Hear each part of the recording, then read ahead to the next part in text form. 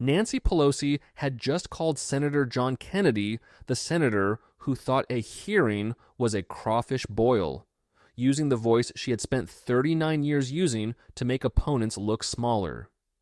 She delivered the insult with the confidence of someone who had controlled caucuses, floor schedules, and television narratives. She believed she was dismissing a Louisiana eccentric, an old man with glasses, a loose tie, and a droll Washington elite's mistake for weakness. What she actually dismissed was a Vanderbilt graduate, a Virginia-trained lawyer, an Oxford-educated strategist, and a 5-term state treasurer who understood being underestimated.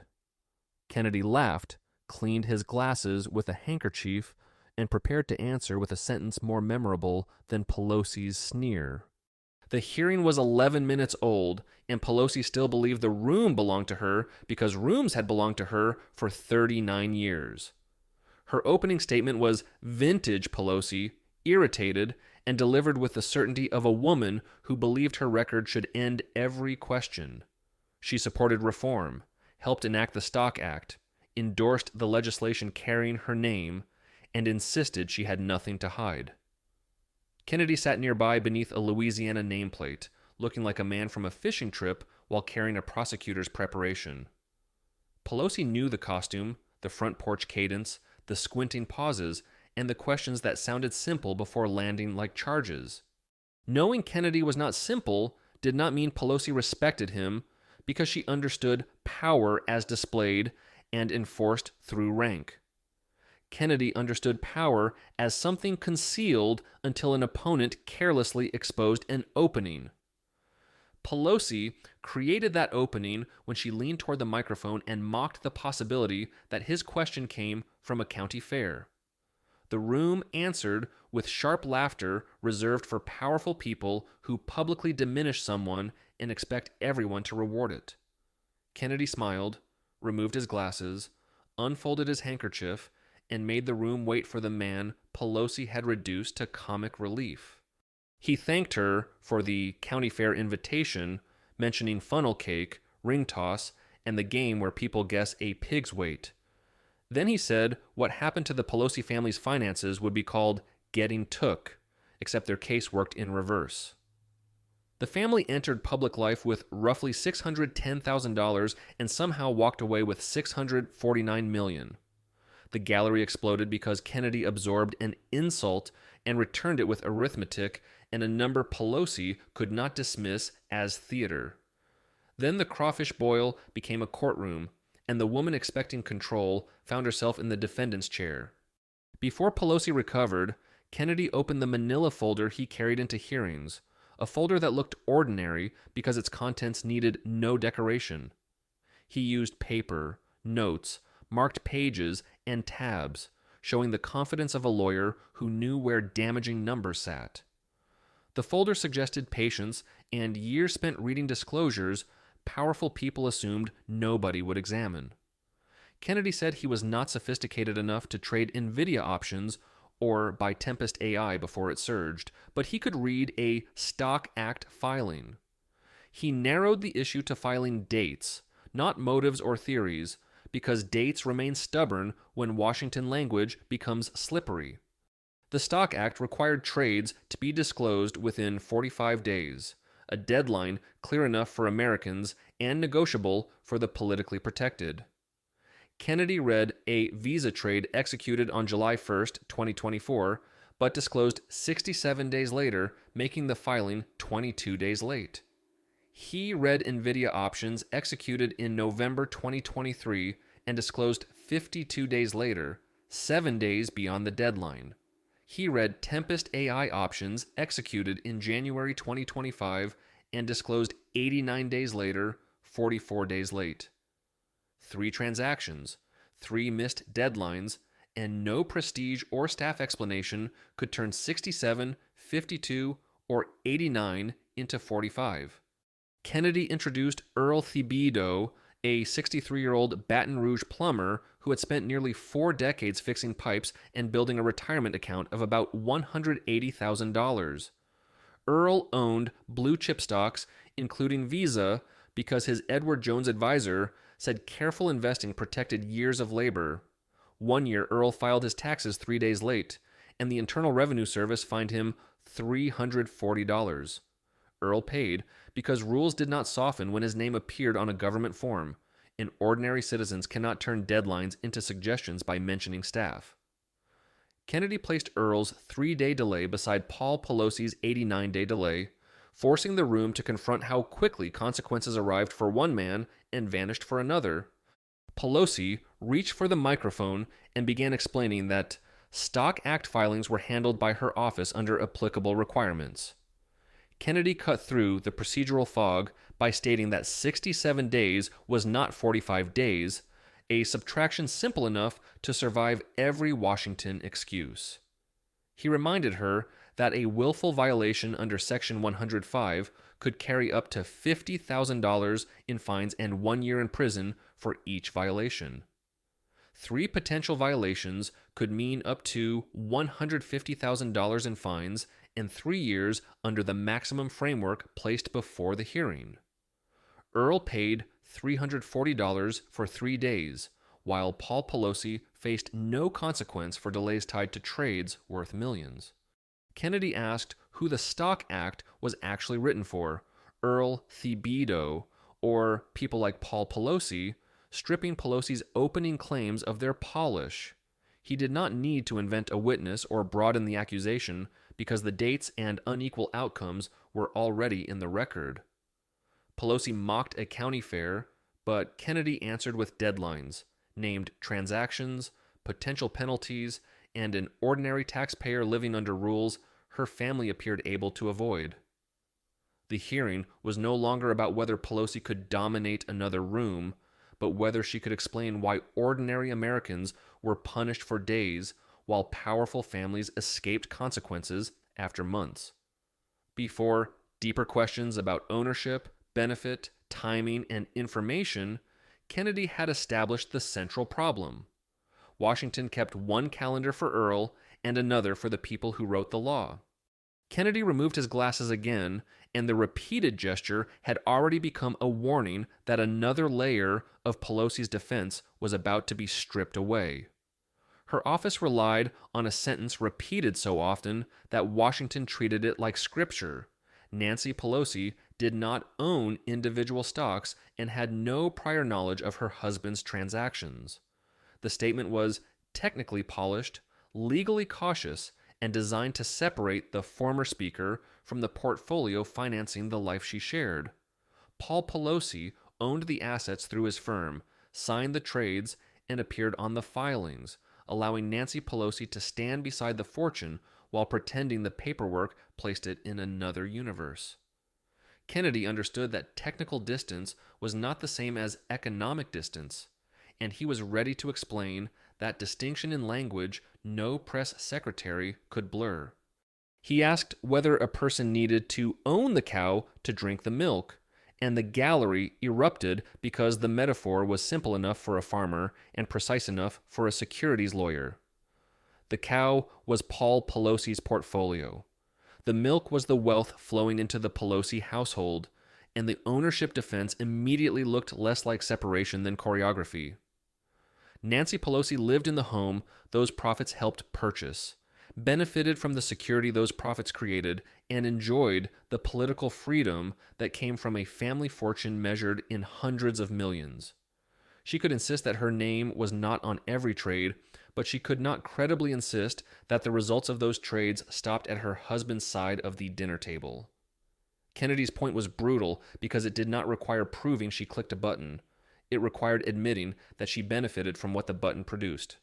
He pressed the beneficiary question because outside Congress, the law does not always treat the person receiving the benefit as some innocent spectator standing behind the actor. In investigations involving spouses, shared assets, or coordinated financial interests, enforcement authorities examine who knew, who acted, and who gained from the result. Pelosi's defense focused only on who formally placed the trade, as though marriage transformed shared wealth into two unrelated economies. Kennedy forced the room to look at the obvious truth that a $25 million home an extraordinary portfolio, and decades of compounding gains were not private weather systems hovering over Paul Pelosi alone. Nancy Pelosi might not own the cow on paper, but she had spent decades drinking the milk, and no procedural phrase could make that disappear. Kennedy then turned from ownership to timing, because suspicious timing was more dangerous than impressive returns and harder to excuse as ordinary financial luck. He said Paul Pelosi's portfolio seemed to know things before the public knew them, the kind of gift that Washington calls expertise when the beneficiary is powerful. Kennedy framed it through a Louisiana image, saying that if one of his chickens knew rain was coming before the Weather Channel, he would not assume the chicken had become a meteorologist. He would assume somebody had told the chicken, and the laughter that followed was shorter because everyone understood the joke was carrying a legal question underneath it. The room was learning Kennedy's rhythm. First the rural metaphor, then the numbers, then the accusation Washington hoped nobody would state plainly. He read the July 1st, 2024 sale of 2,000 Visa shares, a transaction valued between $500,000 and $1 million.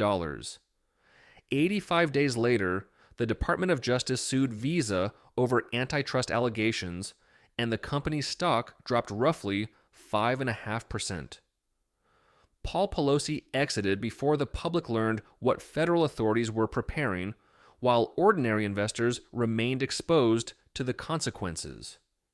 Kennedy then cited the December 2022 sale of 30,000 Google shares, followed 1 month later by a Justice Department antitrust action against Google. One well-timed exit could be luck, but repeated timing around major government actions begins to resemble a pattern demanding more than another office statement. The Tempest AI transaction made that pattern even harder to dismiss because Paul Pelosi purchased options in January 2025 before the stock surged from roughly $35 to $89 within about 30 days. That was an increase of approximately 154% in a month, the kind of return that turns ordinary investors into spectators and politically connected families into financial legends. Kennedy did not claim a conviction, invent a witness, or pretend that timing alone completed an insider trading case. He did something more effective in a public hearing. He placed the trades beside the government actions and asked who possessed information before everyone else. Pelosi's supporters could complain about tone, but they could not erase the calendar, and the calendar kept leaning in one direction. Kennedy returned to Earl Thibodeau because the plumber from Baton Rouge represented the people who absorbed losses without warnings, relationships, or access to private conversations. Earl held Visa in his retirement account, and when the Justice Department action hit the market, he lost about $2,800. That money was not an abstract percentage on a disclosure form. It was Christmas for grandchildren, a delayed roof repair, or another year of work for a man already 63 years old. Paul Pelosi sold 85 days before Earl took the hit, and Earl had no former speaker sitting across from him at dinner with knowledge of congressional schedules, political priorities, and federal pressure.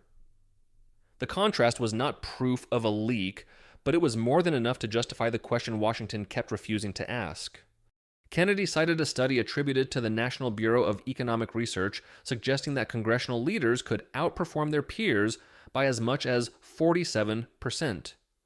He emphasized that the source was not partisan television, campaign propaganda, or a political action committee built to attack Pelosi.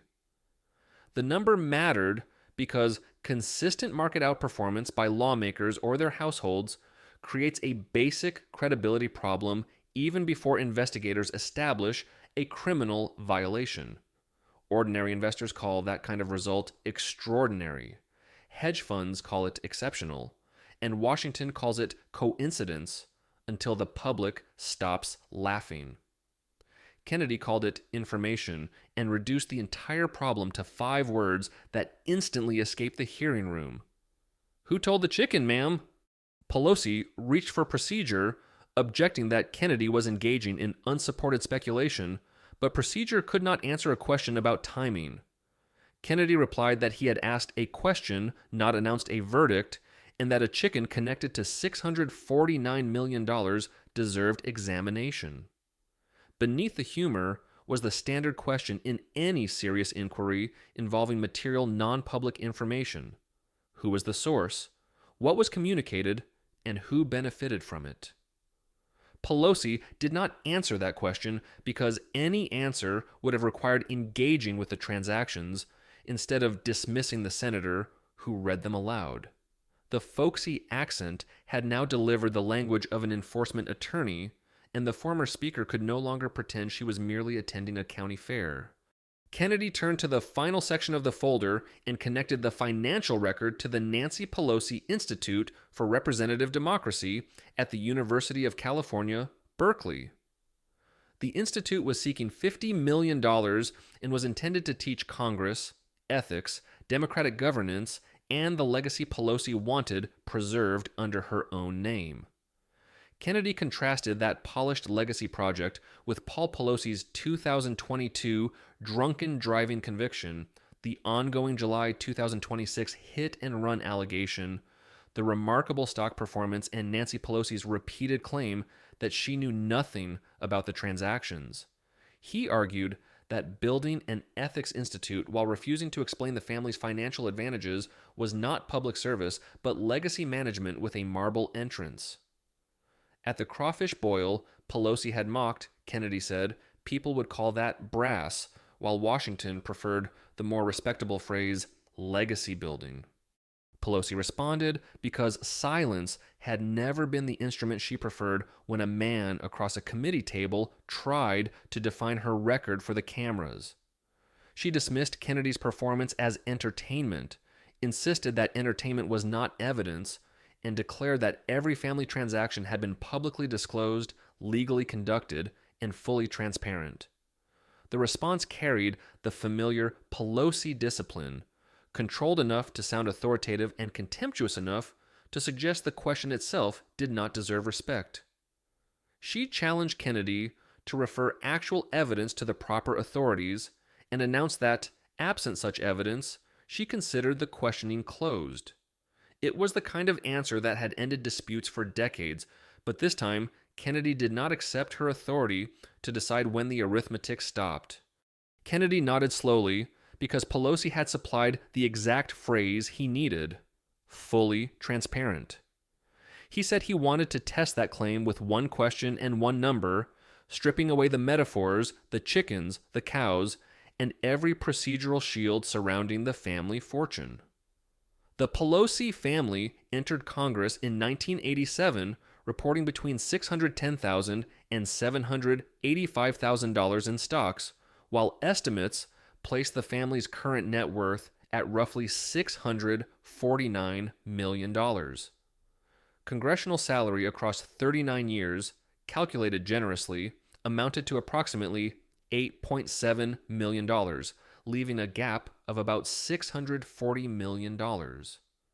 Kennedy asked where that $640 million came from, quietly, precisely, and without giving Pelosi another joke she could call theater.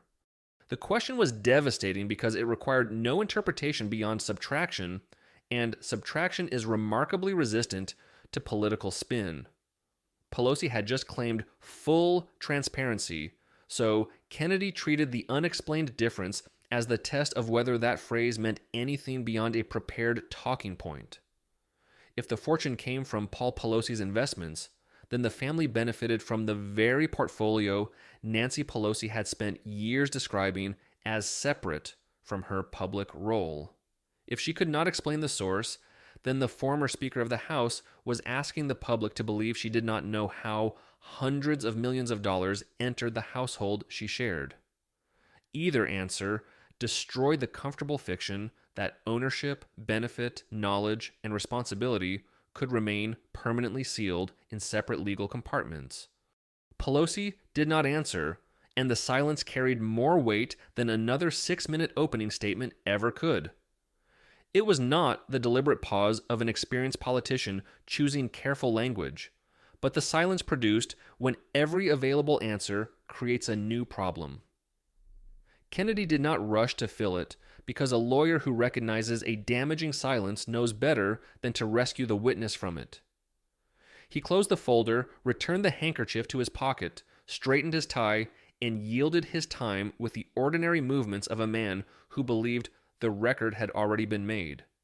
His final apology for turning the hearing into a crawfish boil landed harder than the original insult because he added that, at a crawfish boil, people at least knew what they were paying for. The first clip to escape the hearing was Kennedy's question about owning the cow and drinking the milk, and it accumulated roughly 23 million views. People shared it because the line was funny, but lawyers circulated it because the underlying issue was not comedy at all. The question of whether a non-trading spouse benefits from a transaction sits at the center of financial investigations involving shared wealth, household assets, and possible access to information. Kennedy had compressed that issue into a rural metaphor that required no law degree to understand and no legal training to recognize as serious. Dairy farmers, securities attorneys, retirees, and political viewers all heard the same accusation, which made the clip far more dangerous than an ordinary partisan exchange. The second clip was "Who Told the Chicken, Ma'am?" and it reached approximately 19 million views while becoming the shorthand for suspicious congressional trading. Within hours, the phrase moved from the hearing room into memes, shirts, bumper stickers, and social media accounts cataloging new Stock Act disclosures beside a chicken symbol. A TikTok account using the phrase reportedly gained millions of followers because the public instantly understood what the metaphor meant without needing another lecture about material, non-public information. Every suspiciously timed purchase, sale, or options contract could now be summarized by the same question, and every lawmaker benefiting from remarkable timing inherited the same chicken. Pelosi had tried to make Kennedy look provincial, but his provincial language gave the country a weapon more durable than her procedural answer. The third clip contained no livestock, no county fair, and no punchline, only the calculation placing $640 million between congressional salary and estimated family wealth. It drew approximately 14 million views and traveled through financial media, retirement forums, and communities of Americans who understood how difficult it was to turn $610,000 into $649 million. Those viewers did not need to believe every allegation in order to recognize that the number demanded an explanation more specific than fully transparent. Arithmetic does not become partisan because a senator reads it from a manila folder, and it does not disappear because a former speaker calls the reading entertainment. Once Kennedy placed the equation on live television, no press release could make the subtraction unperformed. During the first week, Pelosi's office issued a 4-sentence statement calling Kennedy's questions folksy theater and insisting that all disclosures had complied with applicable law. The statement was striking not because of what it said, but because of everything it carefully avoided saying. It did not explain the late Visa filing, the late NVIDIA filing, the late Tempest AI filing, the spousal benefit issue, the $640 million, or the timing behind the trades Kennedy had read aloud. Washington statements often attack the style of an accusation when the substance has become too inconvenient to confront directly. Calling evidence theater does not prove the evidence false. It merely announces that the person being questioned would prefer the audience to watch the stage instead of reading the numbers. The FEC then opened a formal review of Paul Pelosi's Stock Act filing dates, focusing on the 3 disclosures Kennedy had identified as late. The review was described narrowly, examining whether the filings exceeded the statutory window and whether any delay could qualify as willful under Section 105. A willful violation could carry as much as $50,000 in fines and 1 year of imprisonment for each count, meaning 3 filings created 3 potential violations under the maximum framework Kennedy had presented. The review was not yet a full investigation, and it did not establish wrongdoing, but it represented the first institutional movement after years of dismissive explanations. Washington had not completed the call, but somebody had finally picked up the phone and started dialing the number. Senator Rick Scott used the hearing to renew his demand for a Government Accountability Office review of Pelosi's trading history, and the GAO accepted the request. An audit of congressional trading patterns using Pelosi's filings as a principal case study was scheduled to begin within 90 days.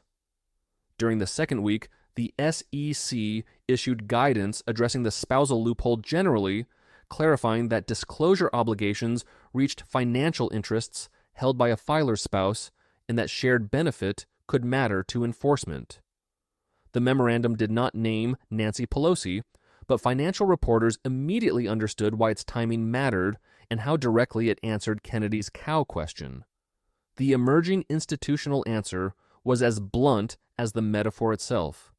Formal ownership was not the only issue, because benefiting from the milk could be enough to keep investigators interested in the cow. Paul Pelosi's legal team then filed a voluntary amended disclosure covering trades from 2023 through 2026, correcting filing dates and adding details that had not appeared with the same clarity before the hearing. The amendment was not presented as an admission of wrongdoing, but it created an obvious contradiction that no spokesperson could explain away with another sentence about complete compliance. Records described as fully transparent and fully accurate do not usually require voluntary correction immediately after millions of people begin examining them. The filing, therefore, became its own form of testimony, not because it proved an illegal trade, but because it proved the original public certainty had been overstated. Kennedy had opened the folder, read the dates, and within days, the supposedly complete record became incomplete enough to amend. That was the part Pelosi's defenders could not bury beneath complaints about tone, accent, or political theater. Kennedy had not forced the amendment by discovering a secret account, producing an anonymous witness, or claiming knowledge he did not possess. He forced it by reading public documents more carefully than the people who had spent years insisting those documents resolved every concern. Once the correction appeared, the defense shifted from nothing was wrong to nothing.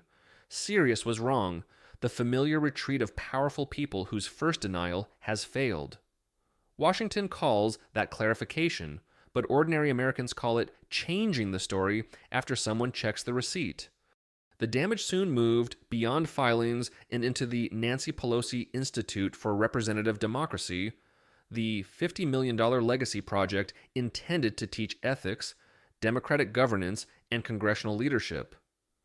Fundraising did not collapse in a dramatic public spectacle. It stalled, which was quieter, less theatrical, and potentially more destructive. 3 donors representing approximately $4.2 million in pledges requested pauses, while questions surrounding the family's financial disclosures remained unresolved. They did not mention Kennedy, the chickens, the cows, or the county fair, because major donors rarely describe fear in language that might appear in a headline. They use the phrase reputational concerns, the polite financial vocabulary for deciding that someone else's unresolved scandal is no longer worth carrying. The same phrase appeared as Wall Street firms removed the Pelosi Tracker ETF from recommended lists, connecting donor anxiety with market anxiety in a way no speech could reverse. When universities, financial firms, and wealthy contributors begin using identical language, the problem is no longer a single hostile senator from Louisiana. It becomes an institutional calculation that the name itself may carry more risk than prestige. Pelosi wanted an institute that would preserve her version of history, but history had begun arriving early through corrected filings, unanswered arithmetic, and clips watched tens of millions of times. A building can carry a person's name, but the public decides what that name means before the first course begins. The ongoing hit-and-run investigation involving Paul Pelosi added another unresolved issue to a record already crowded with uncomfortable questions. He had not been charged, the investigation remained preliminary, and the facts had not yet produced a final legal conclusion.